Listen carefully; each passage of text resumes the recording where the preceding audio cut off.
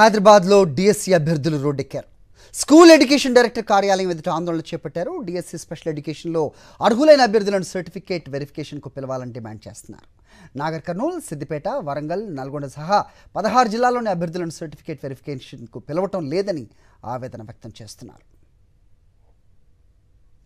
దీనిపై మరింత సమాచారం మా ప్రతినిధి కిరణ్ అందిస్తారు.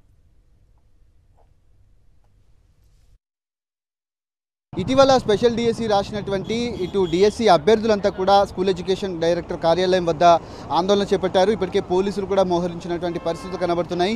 తమ సర్టిఫికేట్ వెరిఫికేషన్ చేయట్లేదు. సాధారణ డిఎస్సి ఏవైతే ఉన్నారో స్కూల్ అసిస్టెంట్ కావచ్చు, ఇక అంతేకాకుండా ఎస్జిటి పోస్టులకు సంబంధించినటువంటి సర్టిఫికేట్ వెరిఫికేషన్ జరుగుతుంది. కానీ తమకు కోర్టు స్టే ఆర్డర్ ఉండటంతో పూర్తిగా దానికి సంబంధించి గవర్నమెంట్ కూడా చొరవ చూపాలి. తమకు సర్టిఫికేట్ వెరిఫికేషన్ చేయట్లేదు. దాదాపు 15 నుంచి 20 జిల్లాల మధ్యలో ఉన్నటువంటి వీళ్ళంతా కూడా జిల్లాల నుంచి స్పెషల్ డిఎస్సి రాసినటువంటి అభ్యర్థులందరూ కూడా ఉన్నారు. వాళ్ళు చాలా ఇబ్బందులు పడుతున్నాము, వాళ్ళ సర్టిఫికేట్ వెరిఫికేషన్ అవుతుంది కానీ మా సర్టిఫికేట్ వెరిఫికేషన్ కావట్లేదు, పూర్తిగా దీని సర్టిఫికేట్ వెరిఫికేషన్ చేపట్టాలని కూడా కొంతమంది మాట్లాడించేటువంటి ప్రయత్నం చేద్దాం. మేడం, ఏం డిమాండ్ చేస్తున్నారు?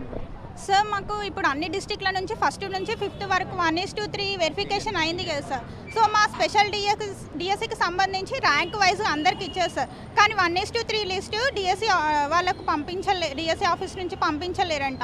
మాకు అక్కడ ఏ డిఈఓని అడిగినా ఎవరిని అడిగినా కానీ కోర్టు కేసు ఉందమ్మా, మీ లిస్టు పంపిస్తేనే కదా మేము ఏవైనా వెరిఫికేషన్ చేసేది అని మొత్తం జాప్యం చేస్తున్నారు సార్. ఇప్పుడు 9th సార్ అందరికీ అలాట్మెంట్ లెటర్ ఇస్తాం.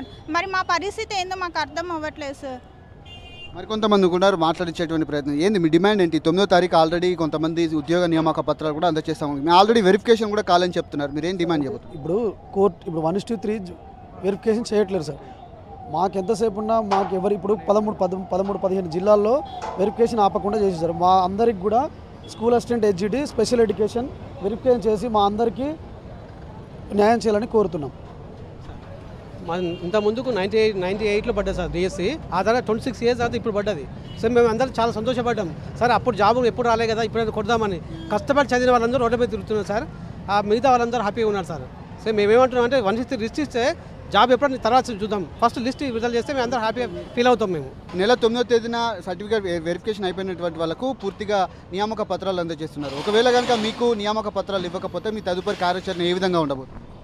ఒకవేళ మాకు నియామక పత్రాలు అందించకపోతే మేము సీఎం గారిని కలిసి మా బాధని తెలియజేస్తాం.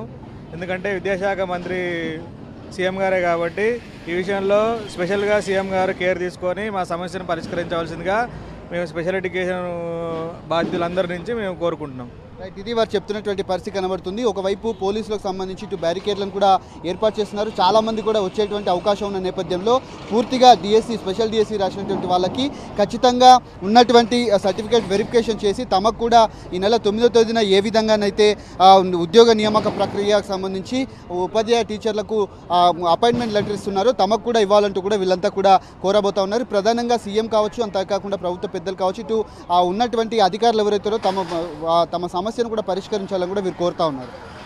కెమెరా మహేష్తో కిరణ్, సాక్షి టీవీ, హైదరాబాద్.